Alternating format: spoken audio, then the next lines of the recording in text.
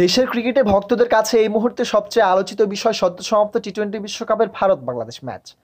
ভারতের বিপক্ষে ম্যাচের দিন দলের সহ-অধিনায়ক তাসকিন আহমেদের দেরিতে ঘুম থেকে ওঠার বিষয়টি নিয়ে চলছে আলোচনা-সমালোচনা।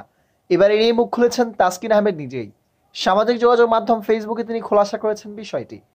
আসসালামু আলাইকুম, আশা করি সবাই ভালো আছেন।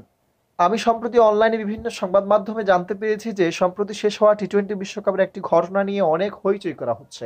প্রথমত আমি সবাইকে জানাতে চাই যে বেশিরভাগ সংবাদ এবং তথ্য যা ছড়ানো হচ্ছে তা কেবল গুজব, এবং আমি আশা করি ভক্তরা এটা সেইভাবেই নেবেন। দ্বিতীয়ত আমি ঘটনাটি সেদিনে আসলে কি ঘটেছিল তা পরিষ্কার করতে চাই। আমি স্বীকার করি যে আমি স্বাভাবিকের চেয়ে একটু পরে উঠেছি, এবং এর জন্য আমি ইতিমধ্যে পুরো দল এবং ম্যানেজমেন্টের কাছে ক্ষমাও চেয়েছি।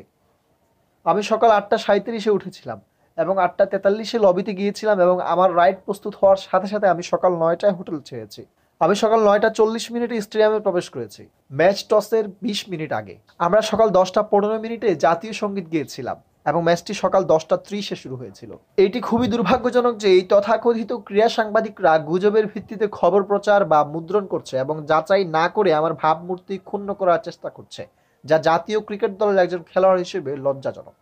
যারা আমাকে চেনেন তারা জানেন আমি আমাদের দেশকে কতটা ভালোবাসি এবং বাংলাদেশকে প্রতিনিধিত্ব করার জন্য কতটা নিবেদিত, উৎসাহী এবং গর্বিত।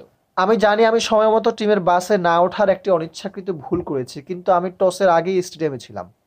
আমার চূড়ান্ত দলে নির্বাচিত না হওয়াটা টিম ম্যানেজমেন্টের সিদ্ধান্ত ছিল, যা সঠিক টিম কম্বিনেশন পাওয়ার সাথে সম্পর্কিত, এবং এটি আমার টিম বাসে না ওঠার ব্যর্থতার সাথে সম্পর্কিত ছিল না।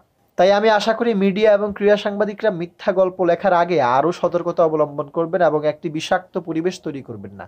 এটি কেবল আমাদের খেলোয়াড়দের ক্ষতি করে না, বরং আমাদের দেশের সামগ্রিক চিত্রকে ক্ষুণ্ণ করে।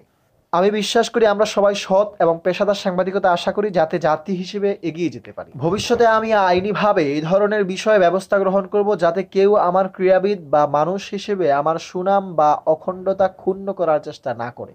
আমার সকল ভক্তদের ধন্যবাদ তাদের অব্যাহত সমর্থনের জন্য।